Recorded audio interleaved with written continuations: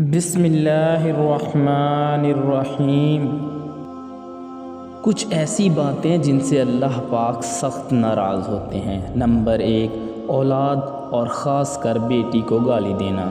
Number 2، دل میں بغض رکھنا۔ نمبر 3، مہمان کو دیکھ کے منہ بنانا۔ نمبر 4، اذان کے وقت کام میں مصروف رہنا۔ اور نمبر 5، ماں باپ کی عقل کو کوسنا۔ نمبر 6، نماز کے بعد دعا نہ مانگنا۔ نمبر 7، دسترخوان پہ باتیں کرنا۔ نمبر 8، کھڑے ہو کے پانی پینا۔ اور نمبر 9، وضو کی حالت میں کفر کے الفاظ ادا کرنا۔ اچھی باتیں دوسروں تک پہنچانا بھی صدقہ جاریہ ہے۔ 4 غلطیوں سے بچو۔ نمبر 1، شریف کو بے وقوف مت سمجھو۔ اور نمبر 2، مکار کو عقل مند مت سمجھو۔ نمبر 3، قاتل کو بہادر مت سمجھو۔ نمبر 4، مالدار کو بڑا آدمی مت سمجھو۔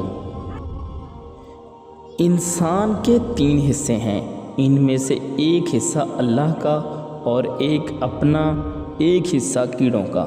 بس جو حصہ اللہ کا ہے وہ روح ہے، جو حصہ اپنا ہے وہ عمل ہے، جو کیڑوں کا ہے وہ جسم ہے۔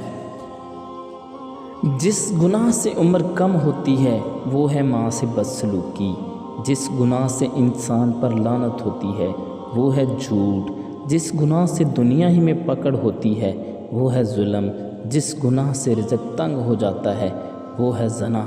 جس گناہ پر پردہ فاش ہو جاتا ہے وہ ہے نشہ۔ جس گناہ سے پوری انسانیت تباہ ہو جاتی ہے وہ ہے قتل۔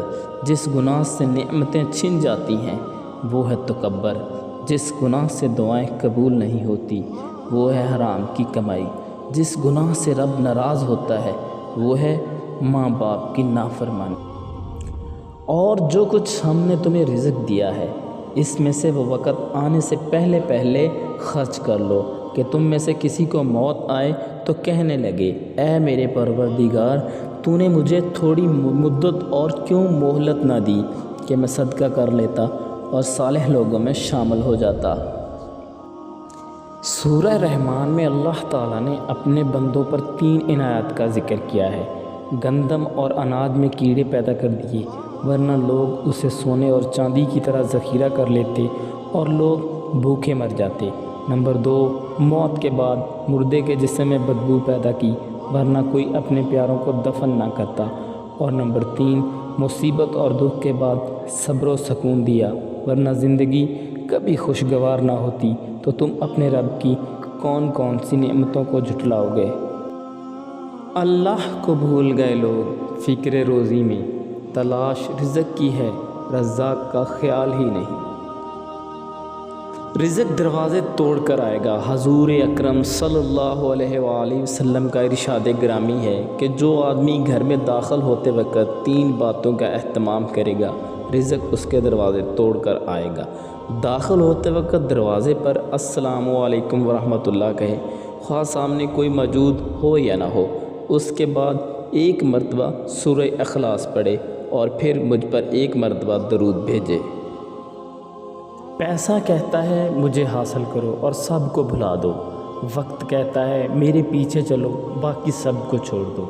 مستقبل کہتا ہے میرے لیے کوشش کرو، باقی سب کو بھلا دو۔ اور اللہ صرف اتنا کہتا ہے مجھے یاد کرو، میں سب کچھ تیرے قدموں میں ڈال دوں گا۔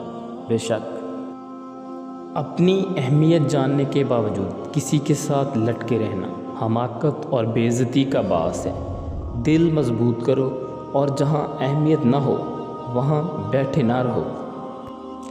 فرمان مصطفیٰ صلی اللہ علیہ وآلہ وسلم، جس شخص نے ہر جمعہ کو اپنے والدین میں سے دونوں یا کسی ایک کی قبر کی زیارت کی تو اس کی بخشش کر دی جاتی ہے اور اس کا نام نیکوکاروں میں لکھا دیا جاتا ہے۔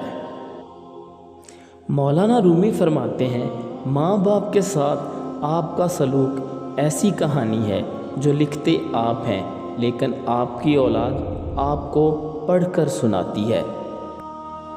سنت کے مطابق پانی پینے کے فائدے: دل کمزور نہیں ہوتا، گھٹنے تندرست رہتے ہیں، گردے خراب نہیں ہوتے، دل کے وال بند نہیں ہوتے، ریڑھ کی ہڈی مضبوط رہتی ہے۔